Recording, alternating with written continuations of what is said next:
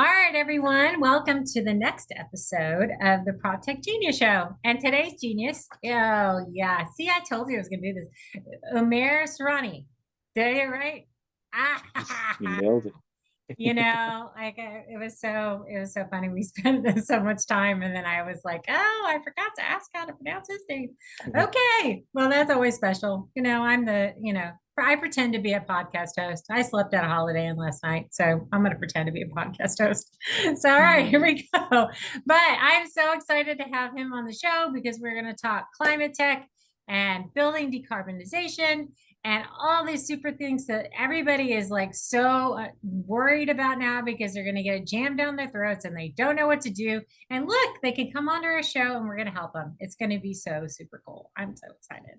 But before I get into there, I don't need to talk. You do, because you're the one who knows everything. So I will let you go. Tell everybody who you are, what you do, all those great things.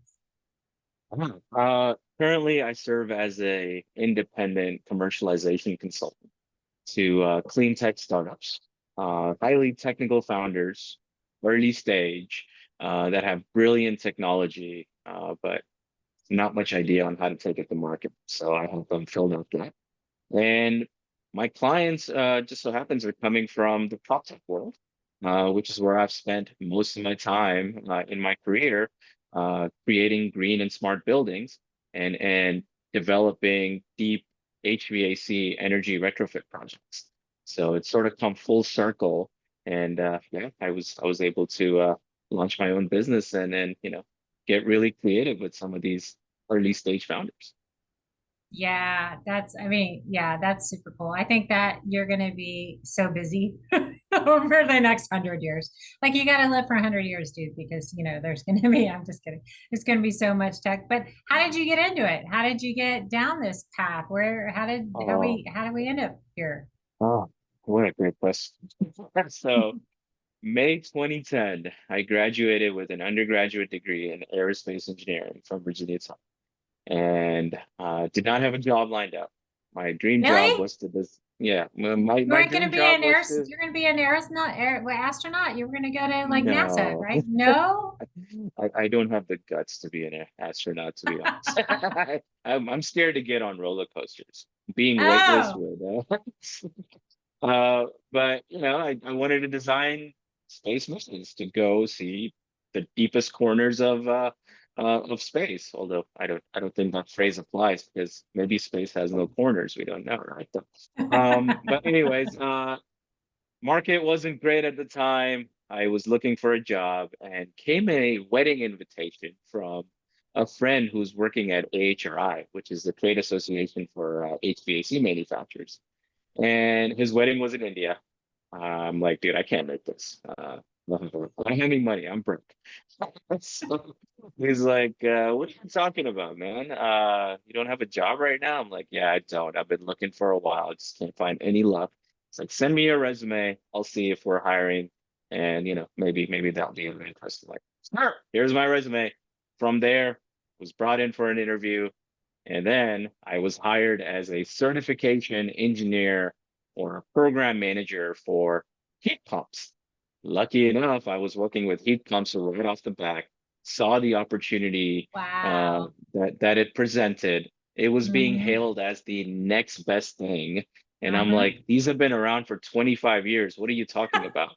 But really, what that was signaling was the legacy technology for HVAC in the US was so archaic and Yep. ancient that even something 25-year-old used in the rest of the world was being hailed as the next gen thing. Couple Uh-huh. that with a shortage of talent in the HVAC industry and its contribution to building energy consumption and carbon emissions. I'm Yep. like, there's an opportunity to do something here. And maybe I'll let go of my space dream for now, keep it as a hobby.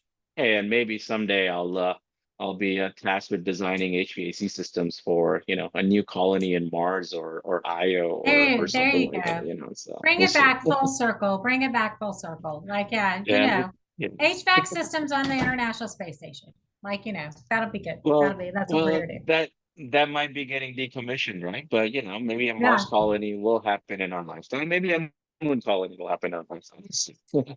Yeah, we'll see. Yeah, no, I'm sure. I mean, everybody's going to want to be comfortable. So, but yeah, I love that the whole climate tech started with HVACs because, it uses about 40 to 45% of the energy in a building, and then buildings use about 40% of the energy worldwide. So now if you can attack one system, you're getting about 15 to 20% of the energy use, right? Off of one system. So if you can figure that out, like you're doing good, right? So I think it's super, super cool. I think it's and obviously a lot of that's wasted, right? A lot of the HX systems are wasted. There's a founder who's really she's at Purdue's she's a professor at Purdue's Center for High Performance Buildings, and she came up with a way to game. It wasn't about the systems itself. It was about people and modifying behavior to get people to like pay attention to their set points and people to pay attention to how they're doing stuff. So she created this whole gamification thing around the HVAC use, and it ends up saving 30% energy in multifamily apartments, right? Just by gamifying the situation, like, hey, you're like Mr. Loser because the rest of your community is way less than you. And so it gets people to modify their behavior. I think it's super, super cool. Yeah, yeah, I it's mean, super awesome. you poked at several things there, right? Being born and brought up in Pakistan, where air conditioning is a luxury, and it gets Mhm. really, really hot, like 120-degree day in the summer. It's pretty normal, right? Wow. But we didn't have air conditioning for the longest time, and then we got a window air conditioner for one room in the house. And I'm a family of six, myself and a brother and two sisters and mom and dad. And during the summertime, we all used to huddle up in that one room, a Oh, yeah. small room, and sleep there because it was so hot and unbearable anywhere else, right? Yep. And yeah, that's we were lucky to have that, so we thought about the comfort situation often, whereas in the developed world, it's kind of taken for granted. Let's face it, central AC is normal here in most parts of the Yes. country, right? Yes. So you're Yes. not thinking about your air conditioning system or heating system unless it breaks, and then it's an emergency situation, right? Yes. And that's usually when a new system is purchased, anyways, when you thought about it because it's no longer serving your needs, right? Love Yeah. to change that equation. And I think we're starting to see a little bit more of people being more conscious of their set points and their energy consumption and all that. And I think rising energy prices is, part of the equation, and that's going to continue. Yeah, I'll date myself, but I grew up in McAllen, Texas on the border, so where it was 98 degrees and 98% humidity like all the time, right? And in our house that I grew up in as a little girl, we didn't have AC. And I remember the day, I mean, it was awful. Like we'd open up the windows and hope for a breeze. And we were sitting there and like, but then my dad put in a fan that would draw in it would suck up the air to draw in breeze, right? And then it would exhaust out the roof, right? So this attic fan or whatever is what he put in, but he put in Mhm. a big one. My dad used to jerry rig stuff all the time.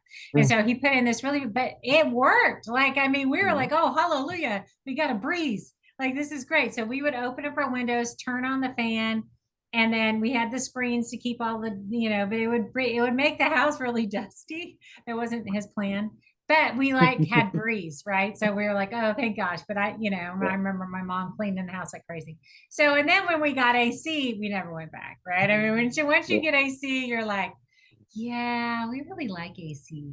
AC's Yeah. awesome, And really, for like, sure. I always think about if you're not thinking about your comfort, meaning you are comfortable as the status quo, Right. what can you accomplish? And I feel like that's been a big driver of the developments in the developed world.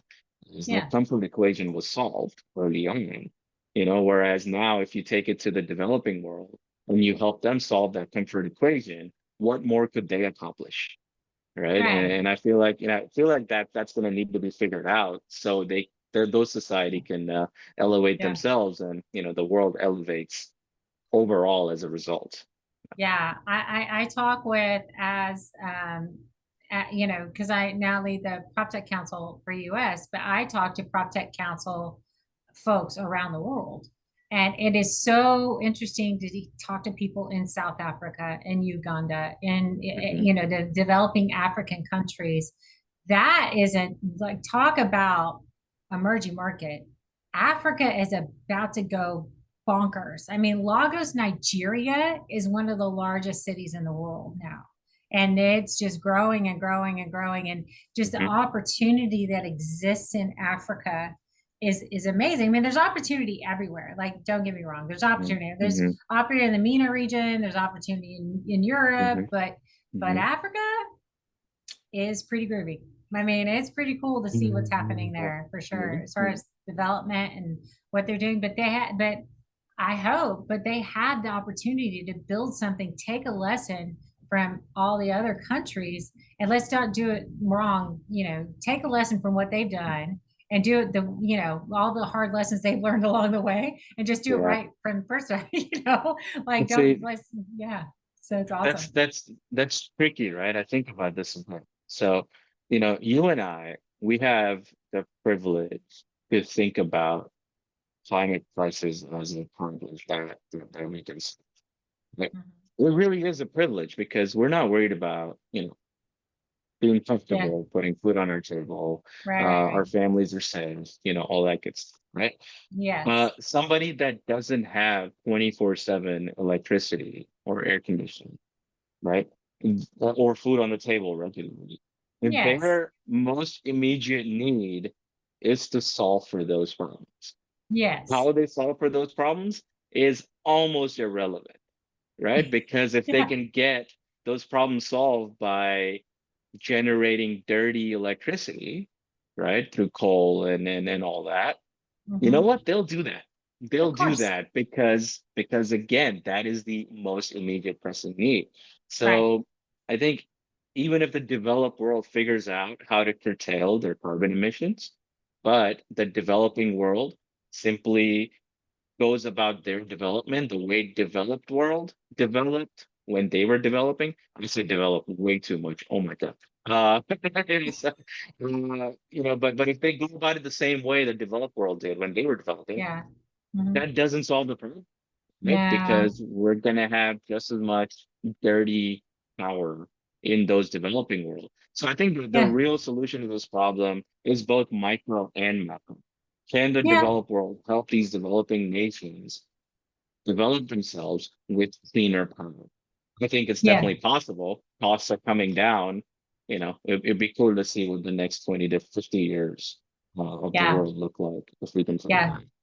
I mean, that's half the battle too, is because renewable energy is so expensive that the only way you could really truly do it is it was subsidized by some government, right? I mean, solar has been such an expensive way to charge a battery. Like basically forever. I mean, that's what it does. It's an expensive way. It takes the sun and it's, you know, charges a battery at the end of the day. So if you can make your battery technology better, which people are trying to get at, where they're making battery technology better, where it doesn't cost so much to charge it, right? So that's one technology around renewable, right? And then also, you know, being the fixtures themselves requiring less output or you know demand, like they can be a little less demanding on the grid itself, but that's not going to work either, right? Like, what are you going to do? I mean, like, you can't, you know, you can get there, but we have to work through a lot of things to get to a climate, you know, net zero, which I think you know, that's kind of interesting. Right now, how do we get to net zero? What do? We pay carbon credits. Like, we're not going Yeah. to get there, so we're just going to pay our Mhm. sins. We're going to pay our sins and That's, pay some yeah, carbon yeah, credits, you yeah, know, yeah, but yeah, what are you going to yeah. do? We're going to Well, get and there. think about it, right? And by the way, solar, yeah, traditionally expensive, but it's coming down in price a lot. And Yes. yes, government Yes. subsidies have a huge part of that, but now it's still to a point where, it can be pretty cheap, comparable, if not even lower than fossil fuel driven electricity generation in some cases. But nonetheless, you got to solve that intermittency problem, right? Because sun only shines during the day, Right. batteries technology is not there yet to, Yeah. store enough technology to work you through the night. So you got to lean on the grid in some way, shape, or form. We're not Right. there yet, right? But carbon credits, carbon capture gets talked about a lot in the circles I hang out in. I'm like, why don't we first worry about not emitting in the first place rather I know, than right? right. Rather than taking these shortcuts and sort of signaling to the world, hey, look, we'll continue doing what we're doing, but we'll capture this much from the other. But no, you continue to emit though. Like, Yeah, why I don't we know. why don't we solve that problem? But I that's where know. you got to change hearts and minds at that point, right? And that's a Yeah. difficult equation. There's a reason we want to terraform Mars because it's an unscathed, untainted territory by humans, right? Rather than fix Earth, which we very much have the capability to do, but it's twice as difficult of a problem because you got to get people to change their minds first. Right? So, Well, like, I mean, just let humans hang around long enough on Mars, they'll screw that up too. I mean, like, come on, like, I get I I, real. I want to I want to give us the credit. Look, I think we have the capability and the capacity to really innovate Okay. and Yeah. solve a whole lot of problems. But it's Oh, that yeah. behavior, right? It's that Yeah. Yeah. Yeah. changing that behavior is the difficult part. We'll get Yeah. there. We'll get there. I'm Yeah. Only optimistic. the climate friendly people will go to Mars. Yeah. Whatever. Like, nice try, Yeah, buddy. but that doesn't solve the problem, right? This is the other thing. I'm like, I wish that community was more inclusive and friendly to those outside of it that don't think of it on a day-to-day basis like they do. Like that's an equation Yeah. I'm trying to solve, and I don't have an answer for it, to be honest. Yeah, no, no, no, I get it. So let's talk about the whole decarbonization. We want the building decarb 101. Like, all right, how are we gonna you like call it the state of Colorado? Anybody at 50,000 square feet or more, they got to get to net zero within. They've got a ticking time bomb. I don't know what the law is today, but and then the city of New York has got stuff, and I'm sure California is all crazy, cuckoo crazy over it too. So I don't know what all the laws are. I'm not up to date with that, but I know that those are the hot beds of it. So and it'll coming to a town near you because it's not going to go away. So how do we go from we're polluters to decarboning our buildings? Yeah, yeah, that's a good question. And you mentioned a few phrases there or a few words there that I think it would be worthwhile to define before we dive into it. So Good everybody idea. understands what we're talking about, right? So Yep. net zero or carbon neutral. Sometimes they're used interchangeably. They probably have different official definitions, but really what we're talking about is the amount you emit versus the you know basically the amount you emit needs to equal to a net zero amount, something, right? And then that means you got to capture some way somehow, right? But really, net zero, I want to define it as the amount you emit is zero. It doesn't even have carbon capture as part of the equation, Oh, right? Okay, so, oh, so that is probably not the official definition, but that's what I'm gonna mention here yeah. as the sake of the conversation, right? So It's all right. so. Hey, this is the U.S. Prop Tech Council. We get to define all sorts of stuff. So we just defined it. There you Well, go. and I think carbon neutrality could have the carbon offset equation to it, but net Mhm. zero, like it should really just be zero. As me, Yeah, we don't emit anything at all. Right. So my son just showed up and he's staring at me talking to it's me. okay. He's, It's okay. yeah. I want to see him. I want to see where you're. He walked away. I'm We'll a show him. mom. I've got three kids. It's okay. It's all Yeah, good. he's 2 years old. He was very curious about what. Ah, that's Um, awesome. so net zero, zero carbon emissions, right? Okay, carbon emissions also interchangeably used with greenhouse gas emissions. So I'll use it interchangeably for the sake of this conversation. Those typically are now classified into three buckets. One is scope one, which is direct emissions, things that are under your control, like how much fossil fuel you're burning for Okay. heating and domestic hot water purposes, right? Okay. In the case of buildings. And then there's scope two, which are indirect emissions, but also in your control, meaning where you're purchasing the electricity and Mhm. steam from, if you're purchasing any sort of steam, um, how much carbon emissions are being generated in the production and transmission and distribution of that power too, right? Okay. But those are indirect emissions. And then Mhm. third is scope three, which is also indirect emissions, any that don't fall within scope two, right? And in the case of a building, yeah, exactly. It gets very broad, very complex. Easily the hardest to measure is scope three, and also the hardest to curtail is scope three because you have no Yeah. control over it, right? Yeah. It's basically all the emissions that were emitted in getting your building constructed, all the Okay. materials produced, the cement, the concrete, Oh my the God. all the different building materials. Yeah, that can get really complex, but that's scope Yeah. three. So In the building, so to ask you a question, so is your carbon footprint one, two, and three? Is that totally your, do they add it all to make that your footprint? technically, yes. Right? Okay. Technically, yes. And Okay. scope three also sometimes used interchangeably in the building world with embodied carbon, right? Okay. But but now if you look at things from a building owner or operator's perspective, try to simplify this problem down, and if we don't, it never gets solved, right? Is True. you really have most control over scope one and two. Mhm. So let's just worry about controlling that first. Scope three, yes, is important, but much more harder, much more complex. And there isn't enough being done right now in scope one and two. So it's okay if we put scope three aside for a moment, right? Okay. So Gotcha. so so let's say your carbon footprint, to reduce it, you're gonna do something about your scope one and two emissions. Okay. Mhm. All right. Now, what are you gonna do? Well, first, it starts with what is your goal?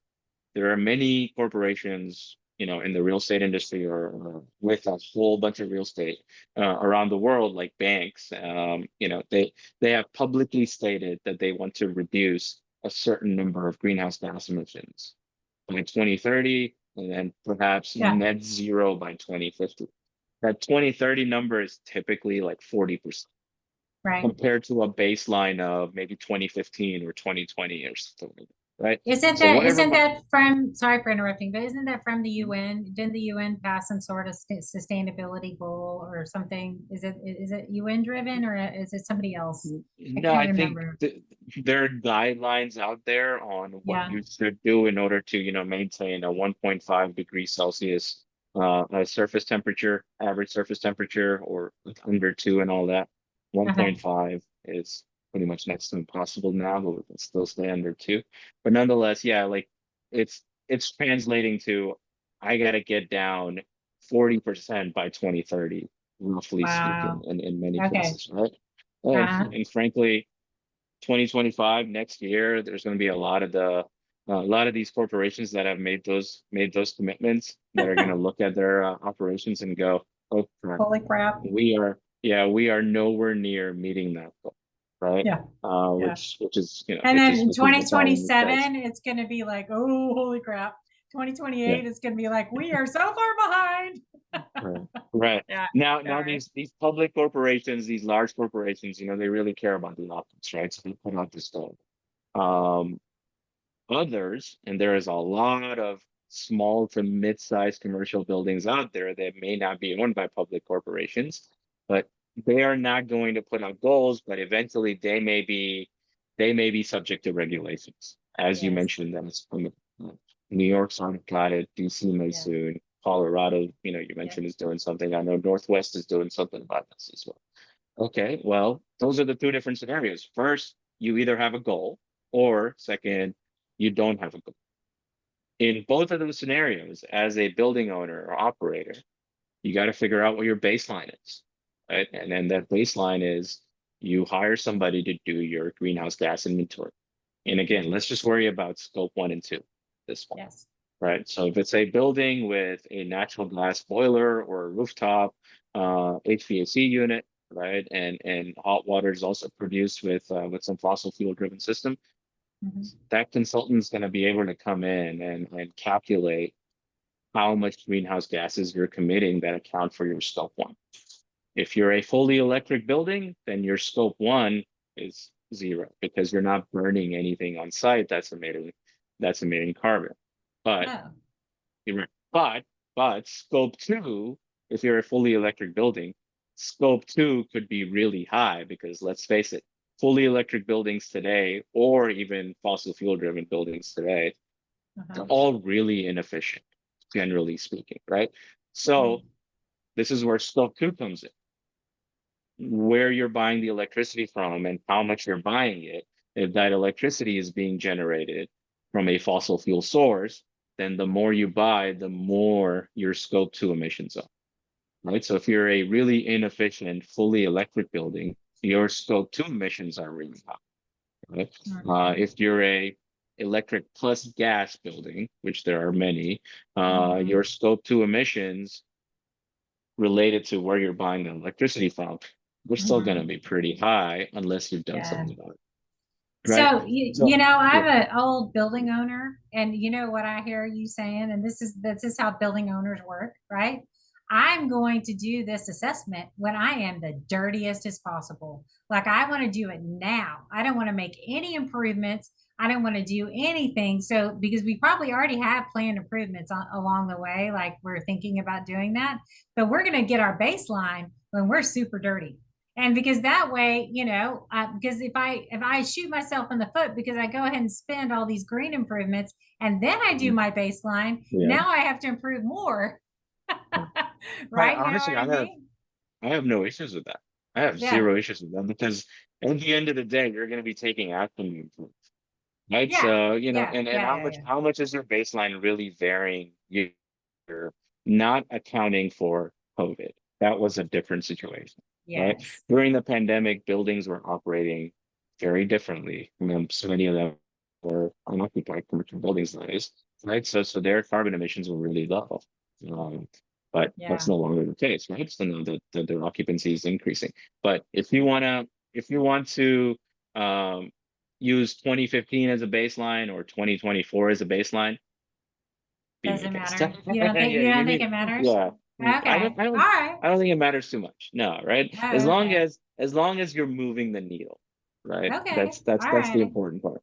Because Yeah. if from I mean, 2020, yeah, if from 2015 to 2024, the needle moved in the wrong direction, meaning your greenhouse gas emissions got, went up, then I do want you to use 2024 as a baseline, for example. You know, yeah, right? yeah. Um, Yeah. but either way, I think it sort of balances it out. Um, How do the consultants measure that? What are they looking at on a, yeah, like, how do they determine what your baseline is? Do they look at your utility bills? I mean, what are they that's looking it. at? That's Okay. essentially it. Very simply speaking, it's simply auditing your utility bills Wow. and and uh, where your electricity is coming from. Right? So that literally that's it. That just translates through some equation to this is how much greenhouse gas you're emitting in scope one and scope two. So if your electric provider is a very dirty electric provider, so it just, I mean, like we're a deregulated environment here in Texas, but if you don't have that luxury and you don't get to pick who your electric provider is, Yeah. then you're being punished because your electric provider is dirty. Is that what's happening? I'm just curious. Essentially, yes, right. But now there is a this is where energy efficiency really comes into play, right? Because Okay. remember we said the more electricity you buy, if it's coming from a dirty source, that means how much higher your scope two emissions are. But what Right. if you buy less electricity by being a more efficient building? Ah, okay, okay. Now I'm with you. All right, Right. I got you. Right. Yeah. So now Hmm. all of a sudden, even though you couldn't control the dirty power source, you still did something that was in your control, right? Okay. By buying as little dirty power as possible, Yeah, right? I'm with You you. know, Mhm. and also, simply put, you can get a GHG footprint, a greenhouse gas footprint through utility bills of a building, right? Yeah. But here's now things start to get a little interesting, and though there is no requirement for this right now, I just heard that a requirement for this may be coming down the pipe, which Mm. is how much stuff is leaking in your building. And by Yeah. stuff, I mean if you have a oil or gas powered Yep. heating system, right? There's stuff you're burning Yep. for heating, but do you have any leaks that Yep. are making their way to the atmosphere, right? And there is not a good way to measure that. But there are companies working on developing solutions to measure that, and it could eventually become requirement. To give you an example, natural gas, it's basically methane that is 80 times as potent of a greenhouse gas than carbon dioxide alone. Okay. Yeah. R22 refrigerant, which is present in a lot of older HVAC systems that are in a Hmm. lot of buildings today, that Hmm. is on the order of 3,200 times more potent than a carbon dioxide, like in greenhouse gas potential. R410A, which is the most Yeah. prevalent refrigerant in HVAC systems today, that's roughly 1,000 times more potent. Shut up. Is it really? Right. So That, now if you start to measure how much refrigerant leaked into the atmosphere, yeah. your scope on emissions could skyrocket. Yeah. And that's Yeah. going to Yeah. completely change the scenario of Yeah. what the carbon footprint looks like. And it will be a more accurate scenario, but it's something that's not being measured too closely today. Yeah, so that's, we can talk this offline, but that's something that my prop tech company is working on. But Mhm. yeah, no, that's super cool. And I know well, it's not super cool. It's super cool that people are working on it. And I did not realize Yeah. that the refrigerants were that I didn't know that. I didn't know Oh, that especially our 410A. I mean, like that's crazy town. I sure. did not know. It's cool to know. So if a building owner is going to get their baseline, they're going to figure out what their emissions are, they're going to make improvements, right? And then they track this where? Like just internally they track this, or they say, hey, we're cool, or do they have to submit that to somebody? Yeah. I mean, what is that? Where does that go, or who's doing that, or is it just what is it? Yeah. Yeah, I think if you're looking at it from a regulatory perspective, it's not a requirement to disclose Mhm. this, but Yeah. it's starting to become a requirement for public companies to disclose climate risks in some way, shape, or form, and Yep. greenhouse gas inventory is a part of that, right? Uh-huh. But here's where talking about this as a just a greenhouse gas curtailment strategy, Hmm. that scenario only happens, I think, uh, because of regulation. And Right. let's face it, regulations are still, in the distance, be it a couple of years or 5 to 10 years, right? And Right. then there's going to Right. be a grace period after which they get implemented. I mean, you're seeing this with local law 97 in New York City. The requirements that are there today for buildings are much less stringent to what the requirements are going to be in 2030. Right. Hmm. Yeah. But the source of your carbon emissions is in many cases energy consumption, Yes. right? Be it gas or oil or electricity, Right. right? By curtailing that energy consumption, you're saving a whole bunch of cost, because if you can curtail that energy consumption, meaning you didn't need to spend that much energy today, meaning you're spending money down the drain. this Right. this energy efficiency industry has been around for a long time, and really Right. the biggest selling point was you're going to reduce your utility bills by anywhere from 20% to like even 90%, Right. right? Hmm. It's just now becoming a talk of you can also do it with carbon emissions, right? Right. Also, there is a indoor air quality component to it as well, where there are buildings out there where indoor air quality is just crap. But by doing reducing your energy consumption, that is also an opportunity at that point to Hmm. perhaps put in some measures to improve your indoor air quality. And in some cases, that may actually benefit your energy consumption as well. Right. And in some cases, it may go the other way, depending on what your baseline was in terms of ventilation and Hmm. things like that. Right? Yeah. So, forget carbon emissions for a second, just cost and indoor air quality. Like there isn't a building owner out there Or that's gonna, that's gonna say, yeah, no, I don't want to reduce my cost, or no, I don't want to make my building healthy. Right? Well, except for Yeah. except for those individually metered tenant spaces, right? So like multifamily where it's individually metered and the landlord doesn't pay it, they don't really give a crap. I'll be honest with you. They Mm. should give a crap, Mm. but they Right. don't. Right. So they're not going to go in and do the things that you would do unless it was master metered, right? Because they're paying the bill. Right. Yeah. So like, putting in, occupancy things to turn the lights on and turn them off, Right. right? That saves so much energy from lighting, right? Yeah. Doing PMs on your HVAC systems, which Mhm. also saves you a ton of money, right? They're not going Mhm. to do it because they're not paying the bill. And so Right. there you Yes. have, so I'm trying to figure out in those scenarios, how do you get people to care? It's going to have to come from regulation, right? And so then you can do the whole thing where we're talking about gamification around the HVAC things. You can do that in individually metered things because you're tracking that, and even though you're not paying the bill, they should be tracking the individual meter and how much energy they're using on in as a part of your community. And if you're tracking it going, hey, you're a loser. Why are you spending $500 on electricity when your neighbor is Yeah. spending 90 bucks? Like, Yeah. and how do you get there? But I think that that's some of the dilemma around the building owners, right? It's like, it's not hitting my operating expense. So I'm not going to pay attention. Right. I think you nailed it. You nailed it. That is a big complex problem. Yeah. Um, there are several answers to, but not like one definite word to go about it. Right. Yeah. And I think it's multifaceted. If all of a sudden the tenant starts demanding it, then the building owner, in order to attract, the premium tenant, Mm-hmm. they should do something.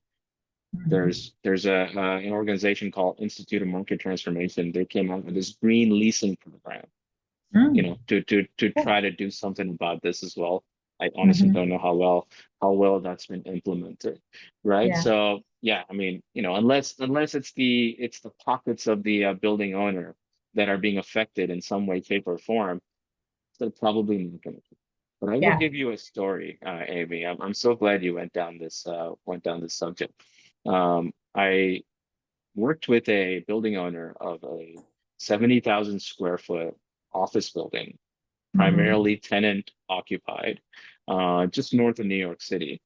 Yeah. And um, and this building had 45-year-old, really large gas-fired rooftop HVAC system, legit dinosaurs. Like when they were on, the fourth Gas floor would, fired. yeah, they were the fourth floor would shake. It would vibrate, right? Like literally a dinosaur breathing. And they were spending a ton on just keeping those systems running. They were beyond their lifetime, right? They were spending like upwards of $50,000 a year and just maintaining this. Something That's had to be so done. funny. Yeah. Something had to be done with that. But again, there's only so much coming out of this owner's pocket. The rest was being paid by the tenants. But Mm-hmm. $50,000 a year in maintenance, that's owner wanted to do something about that.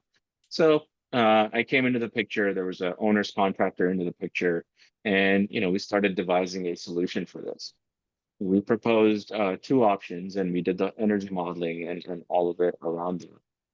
And one option was, hey, let's just get a code minimum, like to like gas-fired rooftop to replace what's there, right? And that was going to cost something like $2 million, and it was going to save this much energy. It wasn't going to do too much to the carbon emissions because it was still going to be gas, but it was still going to reduce it a little bit because codes now are way more efficient than they used to be 45 years ago, right?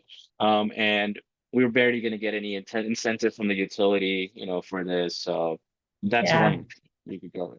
The other option was VRF, variable refrigerant flow, heat pump. So fully electric system, get rid of gas completely. They're modular, redundant. Instead of four condensers on the roof, you have like several dozen condensers. But once one goes down, somebody else, another one can Yeah. take its spot, and there's redundancy and all that, right? Yep. And you could do that, and it will cost you roughly the same as those gas-fired rooftops just because of how big and old they were. But it's going to save you that much more in energy consumption, and it's going to slash your carbon emissions. And by the way, there was no talk about carbon emissions Yeah. in this conversation at all with No. with the owner when I did this, No. right? And it was a no-brainer which one to go with. We did a quick proof of concept on the heat pump. The utility there, Con Edison, gave like, upwards of 150K to bring down the first cost. Simple payback was like 3 years. They were able to lean into Section 179D tax break Oh and yeah. depreciate the entire cost of it in year one. So that was an additional several $1,000s in tax savings. And we estimated it was going to save around $60,000 in utility bills, not paid by the owner, right? But Hmm. it's saving over $100,000 in utility bills 4 years later every year. So much so that I got a call from the owner a couple of months ago saying, "Hey, Umair, we can't participate in our demand response program anymore because our peak loads are so low they don't even qualify." Right? I'm That's like, I hope, awesome. I know, I'm like, I hope you're not complaining. But this is why I wanted to mention the story. While doing this, I asked the owner, I'm like, hey, the tenants are the ones paying the bills. Why do you want to do this? Why do you want to try something new and different? We know it's better, but there aren't too many people that are doing this. Like, why do you want to do this rather than just go for a like to like something that you know? And he's like, I want to be the best building in town. Ah, Right. very All right. cool. So Yeah. how many, and we're getting to a point in some Mhm. metro regions where the tenants are feeling that pressure to only Yeah. occupy green spaces. Yes. Right. And as that proliferates, the owners are gonna Yeah. No, no, I totally believe in that. And yeah, no, that's super cool. That's super cool. They can advertise on their websites. We're a green whatever place, right? We can your utility bills are going to be cheaper here if you lease we're, here. You can we're pick wherever you net want to zero. lease. Yeah. Yeah, we're net zero, right? There. So it's what they should be doing, right? And that way they're, Mhm. yes, like for like, your rent is going to be the same, but your overall cost of occupational costs of staying there is going to be less because you're not going to pay as much as in electricity and usage and all of the other things, right? Yeah. Yeah, Right. no, it's like, yeah, And, that's and, you and can probably charge more in rent and make bump it up just a little bit so the overall cost is less, right? Yeah, You know? yeah. I want the market to catch up to that. But exactly, could you now charge a premium because your Yes. space is greener Yeah. healthier because Yeah. burning less gas is going to mean a Yeah. better indoor air quality environment. And we also put in uh, ventilation systems in there to account for some of this passive cooling, like you mentioned in your home in McAllen, right? Yeah. Essentially, you were doing passive cooling at that point with simply a fan. Yeah. So we put in some of those systems in there as well. Yeah, yeah, no, Yeah. yeah. My mom hated it. She had the dust. She had just like it drove her. She's like she was the main one. Go get me an Yeah, HVAC yeah. system. You know. That's when you need a filter, right? I know. But it's coming in through the screens. It's the So, 70s. so Big holes in the screens.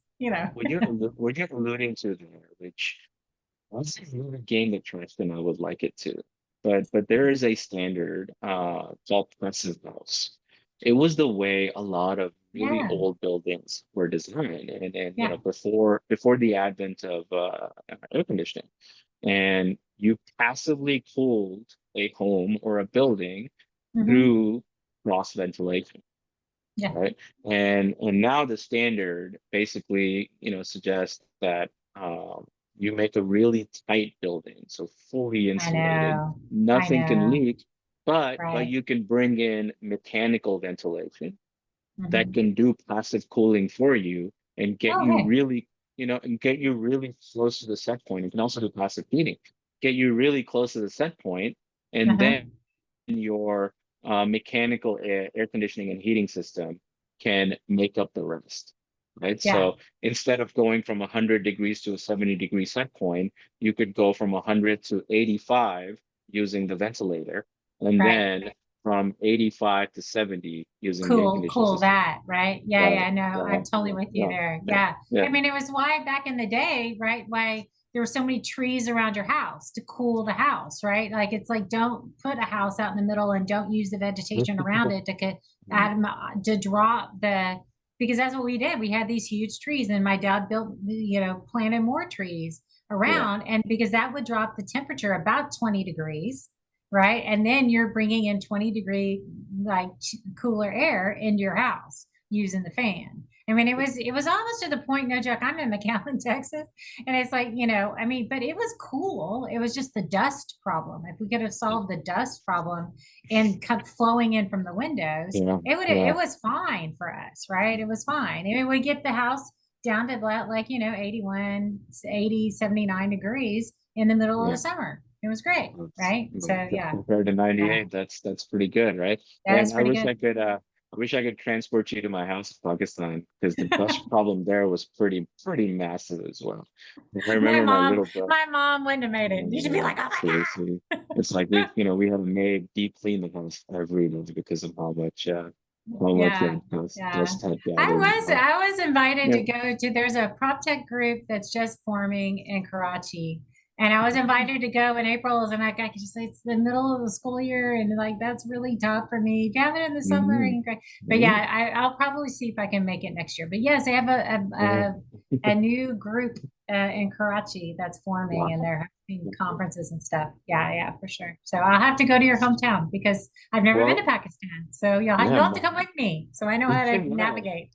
My hometown is an hour and a half inland from Karachi. Okay. Oh, very Yeah, cool. Yeah, yeah, yeah. yeah. I have a lot of family in Karachi still. Oh, that's awesome. Yeah, very cool. So, Well, this has been really such a cool conversation. So what else would you like to help us understand around yeah. decarbonization? All right, so let's close this loop. So now you have this greenhouse gas inventory and you have your baseline, right? So Hmm. in the scenario where you already have your goal figured out, I want to reduce by 40%. Okay, so you Right, figure out where am I now and what does 40% look like, right? right. In the case where you don't have your goal figured out, the situation becomes what is possible and what is realistic, right? And then you set your goal based on that. But Mhm. let's say the goal at that point also becomes 40% by 2030, right? Now you get into the strategy component of it, which is Right, basically an optimization problem, solving for right. carbon reduction with a budget and time constraint. Right? Hmm. And then there's also the indoor air quality component to it. But in that, the easiest solution by far is going to be some energy efficiency measure. Like you mentioned, you gamify the set point, right? Or what set point you're going to be on. There is no reason you need to be at 64 degrees set point, regardless of how hot it is outside. That is not normal. I'm sorry for those people that feel that's normal. That is not normal. You know, get that up Yeah, to 70. And if you like 70, get that up to 72. Right. yeah, And heating, same thing, right? Keep yeah, it at 68 versus 74 somewhere. Just yeah, that little incremental difference in yeah, every space around the building is going to make a yeah, massive difference. yeah. The other is if you have duct distribution, right? Get it checked out. Are there leaks in your Hmm. ductwork that are just wasting air and Yes, as a result wasting energy? You seal yes. that, that's going to produce a meaningful difference, right? With refrigerant, if you have refrigerant leaks, but it's slowly leaking, or natural gas production, you may not see it in the operation, until much later. But if it's doing it, then that means the system is running harder than it needs to, consuming more Mhm. electricity.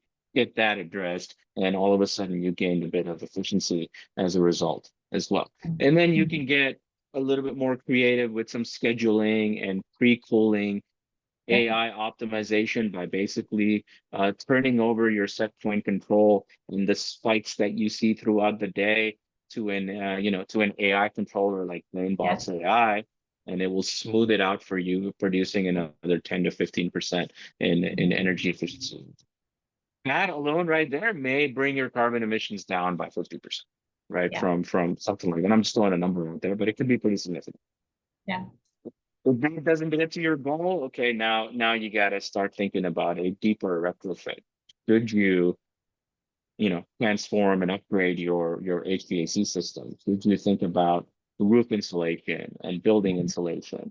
You have, sodium lighting that could be converted to LEDs, save a whole bunch in result. Right, Save a whole bunch of energy and carbon as a result as well. right. Also, uh, where are you purchasing your electricity from, and do you have any sort of a power purchase agreement set up? Right. There's companies that can help you with that.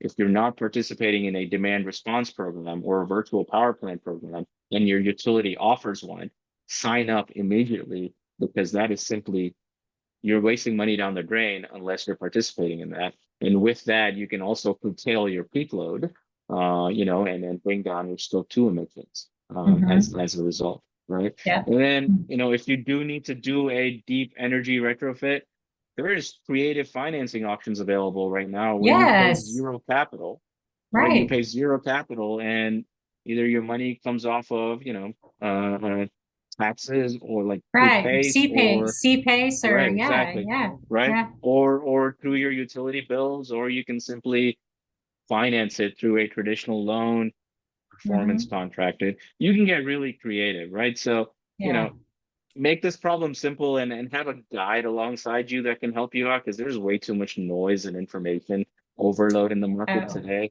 yeah. So get somebody you can trust with this stuff to help you Yeah. out, right? Like, but it's not hard to solve this problem. It's just, it can appear so, but there's a way to Yeah. demystify it. Yeah. And it's easier to do during acquisition because you can finance a lot of it, right? It's less pain, it's more painful to do it retrofitted after the fact. But if you're up front and this is your plan walking into acquiring this building, right? And you have all these green improvements set, it's easier to do it then. Lots of Yeah. the banks will finance it, right? CPACE wants to participate in this, right? You can do a CPACE, Yeah. supplemental Yeah. on top of Yeah. it, on with your stuff. And a lot of the lenders are all for it, right? Even you don't Yeah. even need CPACE if it's multifamily. Freddie Mac's Green Improvement Program will do it for you, right? I mean, like Yeah. it's super cool if you would just like, hey, take a hot second. We're about to buy this building and go, Yeah. okay, what can we do green wise here to help, participate in this and make a much better building? I mean, obviously, if you own the building, obviously do it too. But Yeah. don't be dumb while you're buying a building. Mhm. That would Yeah, my no, take. that's a great point. I was at a conference recently in Dallas in April, and some of the folks from city of Dallas were there. And it was a climate related conference, and they were talking about all the climate related stuff happening in Dallas. And it's quite a bit. And one Yep. thing that really struck me was, this person was saying, and I think this person was higher up in council. They were saying that he had to fight to get this building that was being constructed or retrofitted. I can't remember exactly, but he had to fight to get it LEED certified.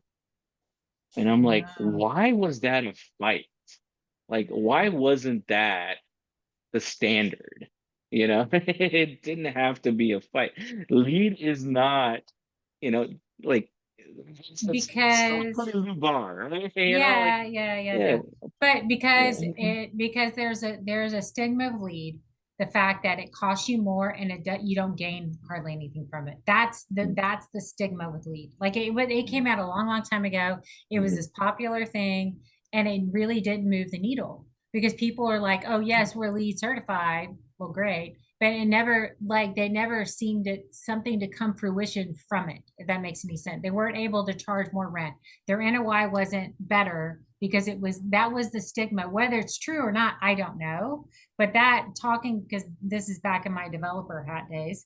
That's what it came to be. Was yeah, like, yeah, yeah, lead was cool. It was a nice to have. It was nice yeah, that you could say your thing was lead, but it yeah, didn't. As you operated your building, it didn't yeah.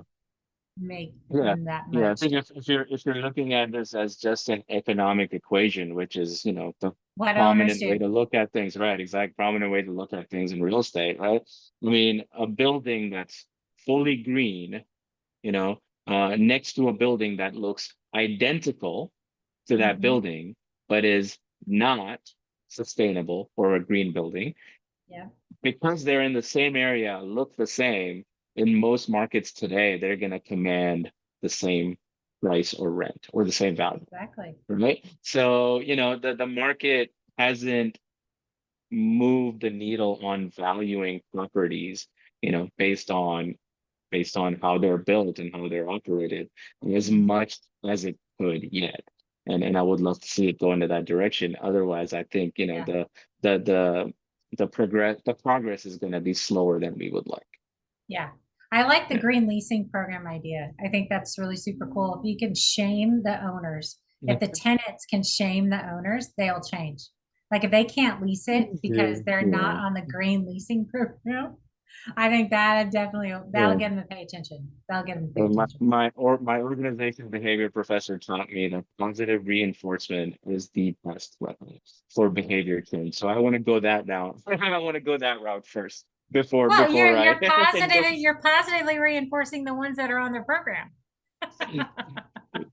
Yeah, you're shaming the other ones that aren't on the program. Yeah, yeah, There you yeah. go. The It's word is so double-edged, strong. double-edged sword. Shame, shame on Yeah, you, same. owner. It's Shame. carrot and stick. Oh, you're not on a green leasing program because you have dirty power and you're a dirty owner. Now it's another version of slumlord, right? Now it's a green slumlord.